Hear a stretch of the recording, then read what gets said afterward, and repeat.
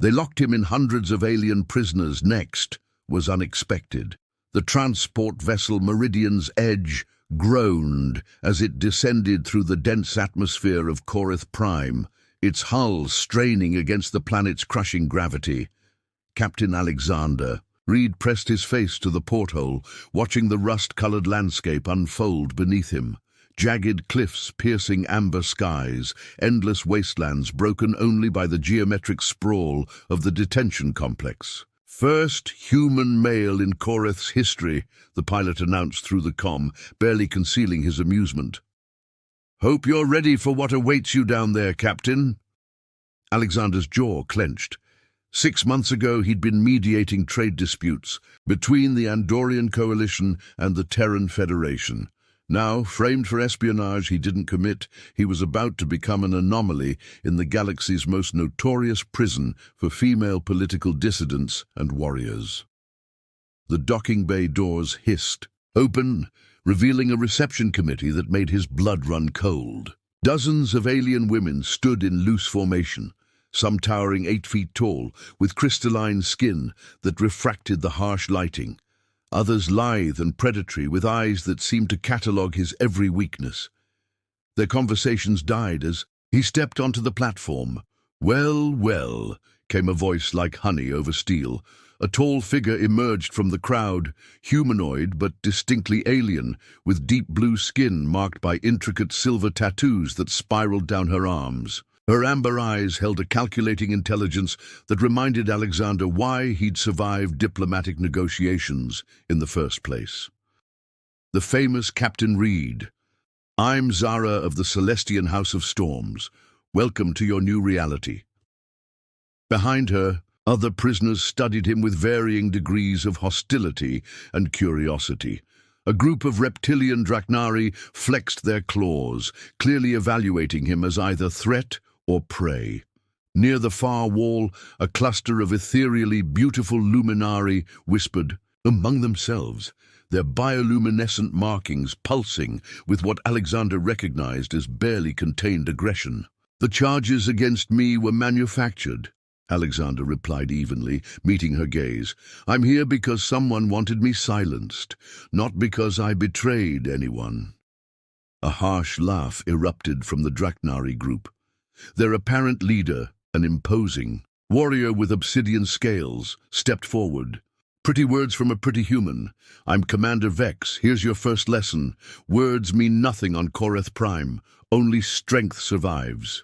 "Actually," Alexander said, his diplomatic training engaging automatically, "I've found that understanding people's motivations matters more than overpowering them. What do you want, Commander Vex? What does anyone here truly want?" The question seemed to catch them off guard. Vex's golden eyes narrowed while several other prisoners exchanged meaningful glances. It was Zara who spoke first. "Freedom," she said simply. "But that's impossible. So we settle for respect, territory, survival." Alexander nodded thoughtfully.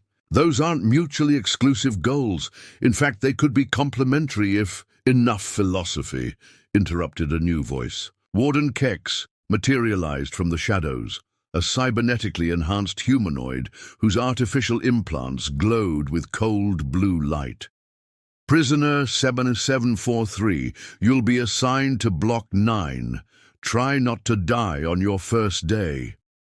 As guards moved to escort him away, Alexander caught Zara's eye. For just a moment, he saw something flicker there.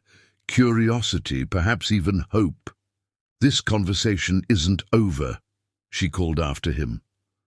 Walking through corridors lined with cells and common areas, Alexander absorbed everything. The subtle power, dynamics, the territorial markers, the way different species clustered together while eyeing others with suspicion. This wasn't just a prison. It was a powder keg of competing interests and ancient grudges. His cell was Spartan but clean. As the door sealed behind him, Alexander sat on the narrow bunk and began mentally cataloguing what he'd observed. Every gesture, every glance, every word had been a data point in the complex social ecosystem he now had to navigate. Outside his cell, he could hear voices, some curious, others threatening. Whatever happened next, Captain Alexander Reed was about to discover whether his greatest skill could survive in the galaxy's most unlikely testing ground. Part 2. Dangerous Games.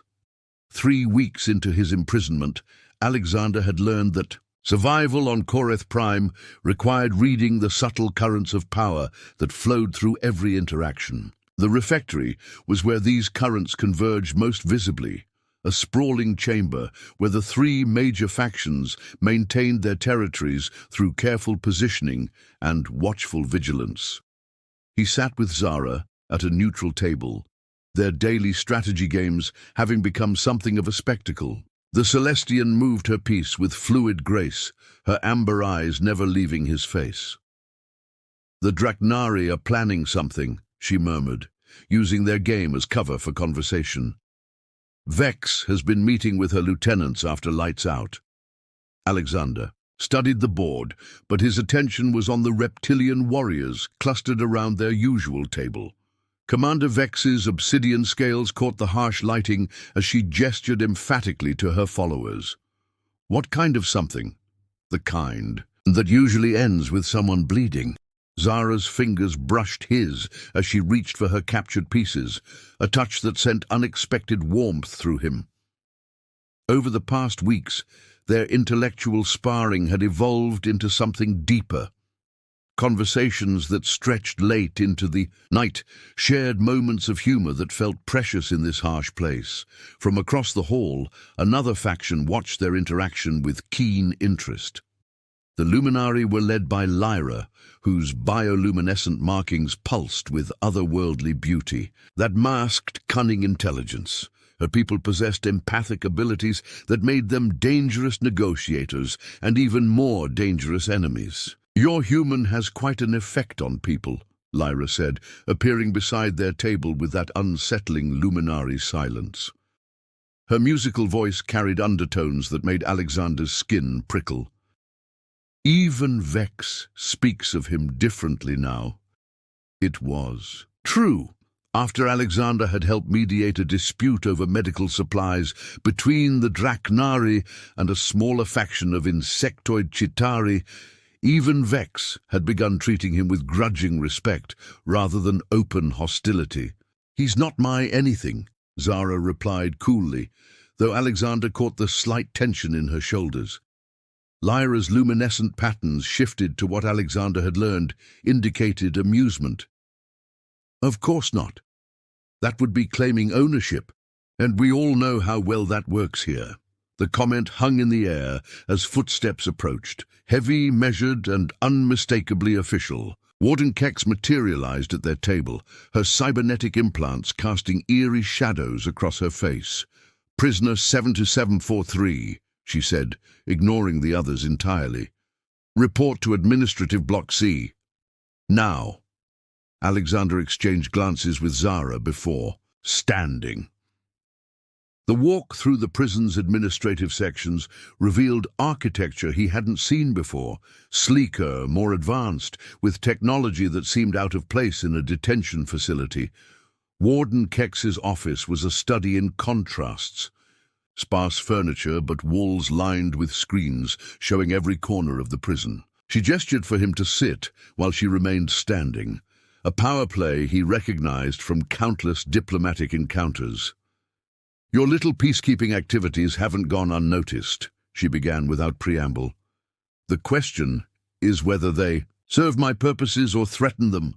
I wasn't aware I needed your permission to prevent violence." Her artificial laugh was unsettling. "Everything here serves my purposes, Captain. This facility isn't just a prison, it's a laboratory. These women represent the most dangerous elements from dozens of species. Their conflicts provide valuable data." Alexander felt something cold settle in his stomach. "Data for what?" "That's classified. What matters is that your interference is complicating my research parameters." She moved to one of the screens showing the refectory, where Zara still sat, now in animated conversation with Lyra. "Tell me, Which of them have you grown closest to? The question was a trap, and Alexander knew it. I maintain cordial relationships with everyone I can. It's called basic decency. Basic decency, she repeated mockingly. How refreshing, and how naive. These women aren't your diplomatic colleagues, Captain. They're weapons, each one capable of killing you in a dozen different ways. Then why haven't they? For the first time, Warden Keck seemed genuinely surprised by his response. Alexander pressed his advantage. You put me in here expecting me to be a victim or a catalyst for more violence. Instead, I've become something you didn't plan for, a variable that's changing your experiment. That's what really bothers you. Her smile was sharp as a blade. Careful, Captain. Even diplomatic immunity has its limits here. That evening, Alexander found Zara waiting in the recreation area, her usually composed demeanor showing cracks of worry. The space was nearly empty, just a few scattered prisoners reading or playing games, but she still spoke in low tones. What did Kex want? Alexander chose his words carefully. To remind me that this place has rules I don't fully understand yet. Zara stepped closer, close enough that he could see the intricate patterns of her tattoos, smell the subtle alien scent of her skin. Alexander, I need you to understand something. The balance you've helped create here, it's fragile. If Kex feels threatened by the stability you've brought, she'll destabilize it herself. She'll force a crisis, he finished. Their eyes met, and in that moment, the careful distance they'd maintained dissolved. Zara's hand found his cheek, her touch electric against his skin. I've never met anyone like you, she whispered. Human or alien, male or female, you see possibilities where others see only obstacles. When their lips met, it was with 3 weeks of accumulated tension and growing affection.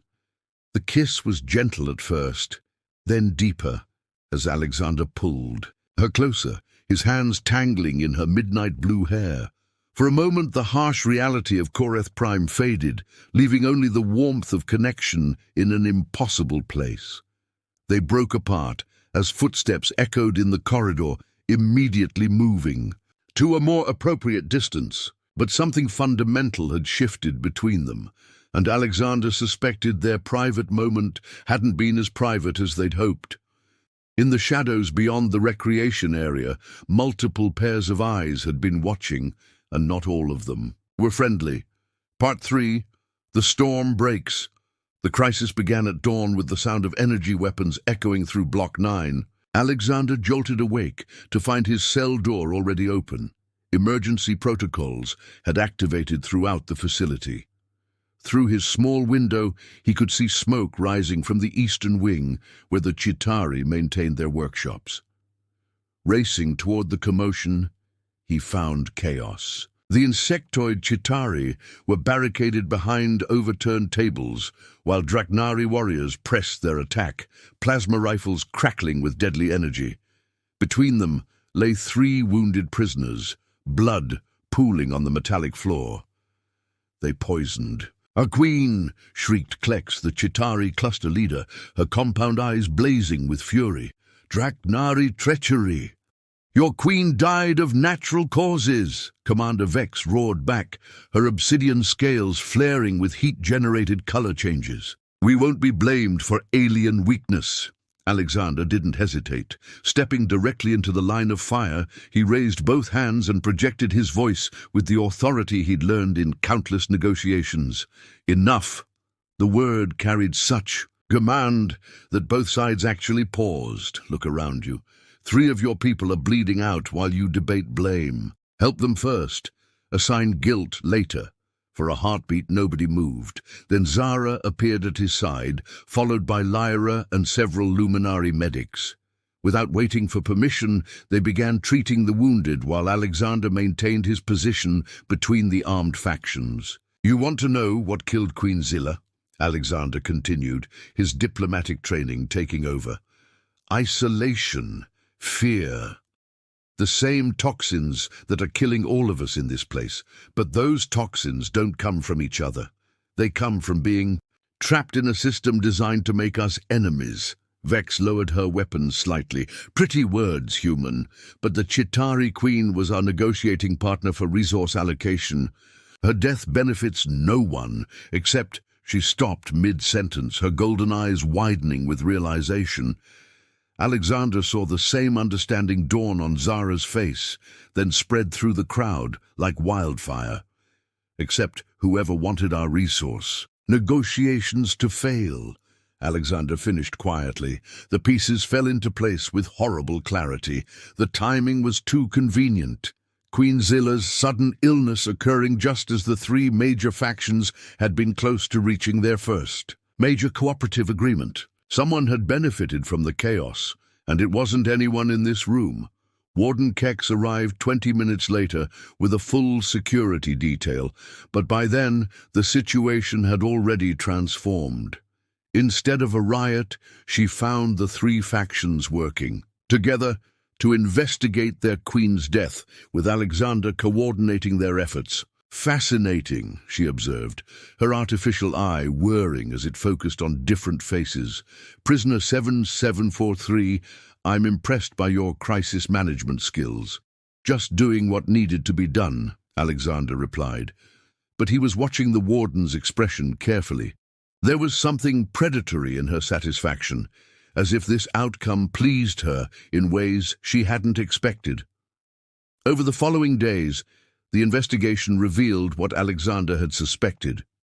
Queen Zila had been poisoned, but not by any prisoner. The toxin was synthetic, requiring advanced laboratory equipment to produce, equipment that existed nowhere on Korath Prime except in the administrative sections.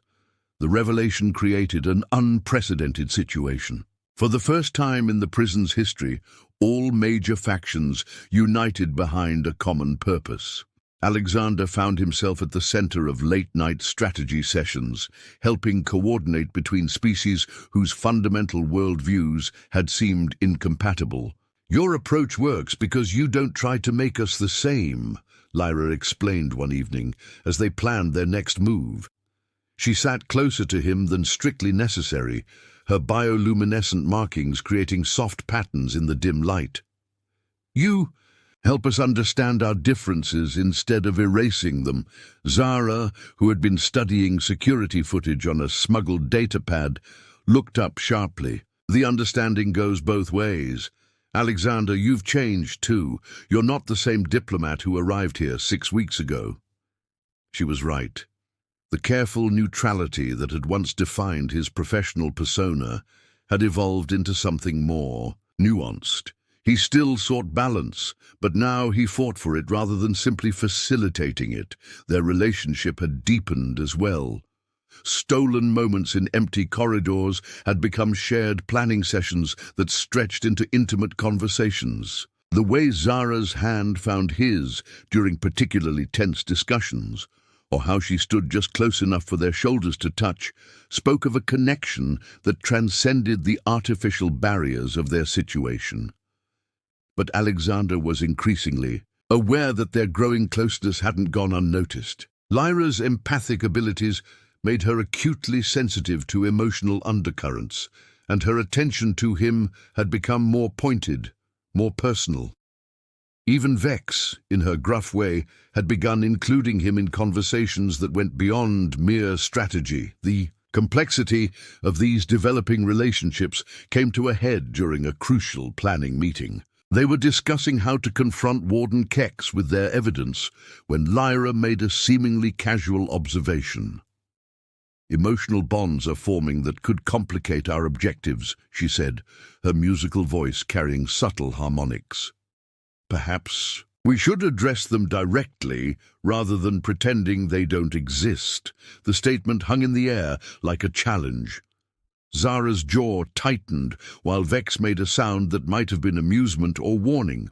What are you suggesting? Alexander asked carefully. Lyra's luminescent patterns shifted to what he'd learned indicated sincerity mixed with determination.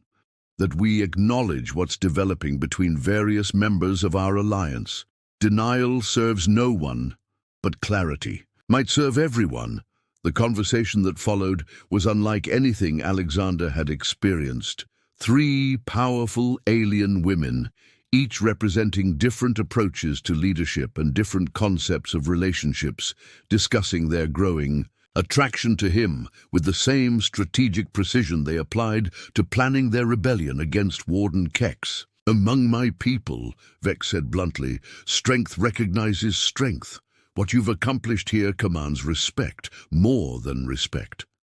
Zara's response was quieter, but no less intense. "Celestian bonds are forged through shared challenges and intellectual compatibility. What we've built together goes deeper than mere attraction." Lyra's approach was characteristically complex. Luminary connections involve emotional resonance and empathic harmony. The feelings you inspire are unprecedented in their clarity. Alexander felt the weight of their honesty, the trust implicit in their vulnerability. These weren't casual confessions. They were strategic admissions from women who had survived by revealing nothing they didn't choose to reveal. "I care about all of you," he said finally. "More than I expected, more than might be wise. But whatever develops between us has to be something we choose freely, not something forced by circumstance or desperation." It was Zara who smiled first, an expression of genuine warmth that transformed her usually serious features. Spoken like the diplomat we've all come to respect and desire. The moment was interrupted by an emergency alert echoing through the facility. They looked at each other with grim understanding. Warden Kex had made her next move, and their time for careful planning had just run out.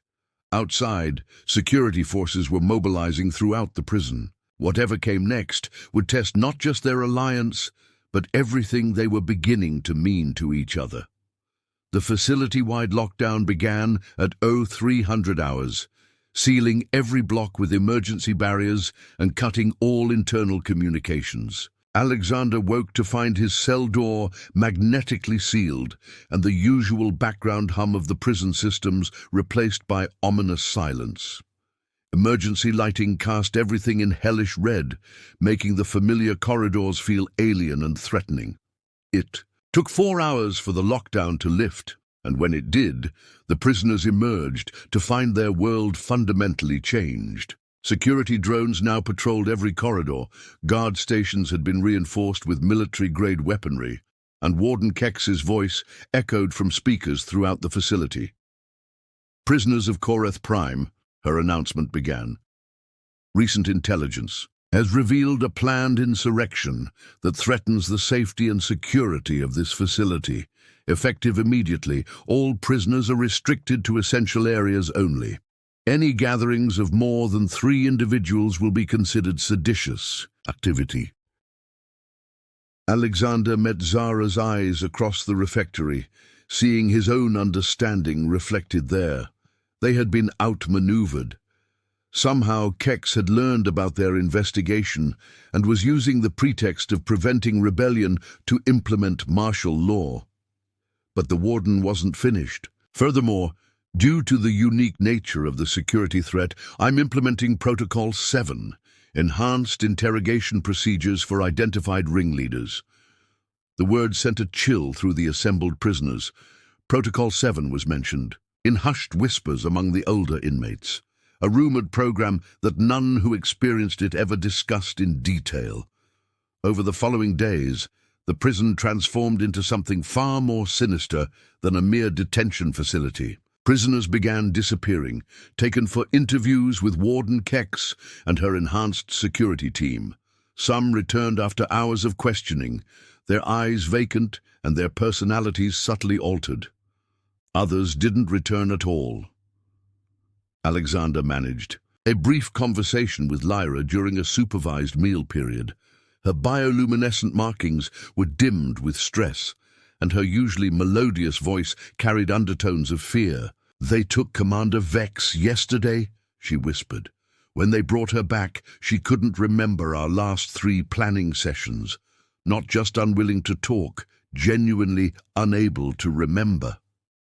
The implications were horrifying. Kex wasn't just conducting interrogations, she was performing memory modification. Everything they had worked to build was being systematically dismantled, not through violence, but through the targeted erasure of the bonds that held their alliance together. Alexander's turn came on the 7th day of the lockdown. Guards escorted him through sections of the facility he'd never seen before.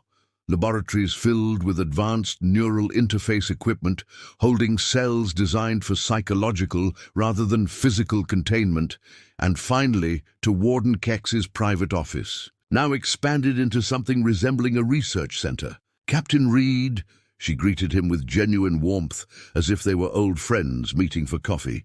"Please, sit. We have so much to discuss." The chair was equipped with restraints that activated automatically, but Kex made no move to use them. Instead, she poured 2 cups of actual coffee, a luxury that hadn't existed in the general population areas. "I owe you an apology," she continued, settling across from him. "And an explanation. What you've accomplished here has exceeded my most optimistic projections." "Your projections for what?" Her smile was genuinely pleased. "The Harmony Project, a comprehensive study of interspecies cooperation under extreme stress conditions. Koreth Prime isn't just a prison, Captain. It's the most sophisticated social laboratory in the galaxy." Alexander felt the pieces clicking into place with sick clarity. The women here aren't prisoners, they're test subjects. Oh, they're absolutely prisoners. But they're also representatives of their species' most effective leadership personalities. Warriors, politicians, scientists, philosophers, each one selected for their ability to influence others and adapt to challenging circumstances. She gestured to the walls, lined with monitors showing different areas of the prison. "For 3 years, I've been documenting how different species interact under controlled stress conditions. The data has been invaluable for predicting behavior. In colonial expansion scenarios, trade negotiations, military alliances. And I was what? The catalyst variable." "The catalyst variable," she confirmed. "A human male with proven diplomatic abilities, introduced to an all-female environment to observe how traditional power structures adapt to an unprecedented element." Alexander's mind raced through the implications. Every relationship he'd formed, every alliance he'd helped create, had been observed and recorded. Even his growing feelings for Zara, Lyra, and the others had been data points in Kex's grand experiment. "The memory modifications," he said. "You're not trying to stop a rebellion. You're trying to preserve your data by eliminating variables you can't control." Kex's expression grew more serious. "Unfortunately, yes. Your success in unifying the factions has created outcomes too complex for my current analytical models. I need to restore more manageable parameters by erasing what we've built together, by preserving what matters while eliminating what doesn't." She leaned forward, her artificial eye focusing on him with mechanical precision. "But here's what makes this conversation so interesting, Captain. I'm offering you a choice." The choice, as she outlined it, was simple and horrifying. Submit to memory modification that would reduce him to his baseline diplomatic personality, preserving his skills while erasing his emotional connections to the other prisoners. In exchange, the women he'd grown to care about would retain their memories and their relationships with each other, or refuse and watch as every person he'd come to love was systematically stripped of everything that made their connection meaningful. "You have 1 hour to decide," Kex concluded, rising from her chair. "I suggest you use it wisely." The guards escorted him to a holding cell equipped with a communication panel. One final manipulation, allowing him to speak with the women whose lives hung in the balance of his decision. The conversations that followed were the most difficult of his life. Zara was first, her amber eyes blazing with fury when he explained the situation. "Don't you dare sacrifice yourself for us," she said fiercely. "We knew the risks when we chose to care about you." Lyra's response was more complex, her empathic abilities allowing her to sense the full depth of his emotional turmoil. "The bonds we've formed transcend memory," she said softly. "Even if they erase what we remember, they can't erase who we've become." But it was Vex, still recovering from her own memory modification, who provided the clarity he needed. Her words were halting, confused, but her meaning was unmistakable. "Something missing," she struggled to say. "Don't let them take more." Looking at her vacant expression, seeing the proud warrior reduced to fragments of herself, Alexander realized that memory modification wasn't preservation. It was murder. The women he cared about would survive in body, but the people they had become together would die. When Warden Kex returned for his answer, Alexander was ready. "I refuse," he said simply. Her expression showed genuine disappointment. "I was hoping you'd be more rational." "Very well. We'll begin with your closest emotional attachments and work outward. Perhaps watching the process will change your mind." As guards moved to escort him to an observation room, Alexander called out one last time, "You've made one crucial miscalculation in all of this, Warden." She paused, curious despite herself. "You assumed that what we built together was fragile enough to be destroyed by removing memories. But love, real connection, runs deeper than conscious thought, and the bonds we forged are stronger than your machines." Her laugh was cold and artificial. "We'll see about that, Captain. We'll see." But as they led him away, Alexander caught something in her expression, a flicker of uncertainty that suggested his words had found their mark. The experiment was about to face its greatest test. And for the first time since arriving on Koreth Prime, Alexander felt genuinely hopeful about the outcome. The real battle was just beginning. Part 5. Unbreakable Bonds. The rebellion began not with violence, but with something Warden Kex hadn't anticipated in her calculations: silence. Throughout Koreth Prime, prisoners simply stopped responding to orders, stopped participating in scheduled activities, stopped acknowledging the authority structure that had defined their existence. From his observation cell, Alexander watched the first phase unfold on the monitors Kex had intended to use for his psychological torture. The warden stood in her control room, frantically issuing commands that echoed unanswered through empty corridors. Her carefully designed social laboratory had become a ghost facility overnight. "This is impossible," she muttered, cycling through security feeds. The memory modifications should have eliminated their coordination capabilities, but Alexander understood what she couldn't grasp. The bonds they had forged transcended mere memory. They had become instinctual, cellular, written into the very fabric of who these women had become. Even Vex, her memories fragmented and unclear, moved with purpose through the corridors, following patterns of behavior that existed deeper than conscious thought. The second phase began when Zara appeared on the security feeds. Her blue skin seemed to glow with inner fire as she stood in the central courtyard, speaking to gathered prisoners from every faction. Alexander couldn't hear her words, but he could see their effect, backs straightening, eyes focusing, the scattered fragments of their alliance reforming into something stronger than before. "How is this possible?"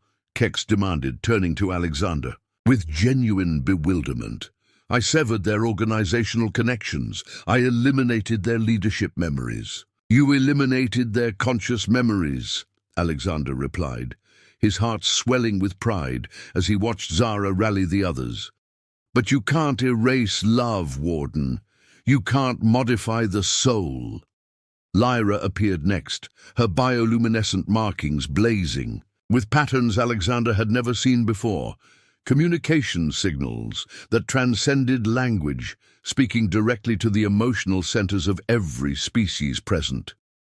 Even through the monitors, He could feel the power of her empathic projection, weaving the prisoners together into a unified whole.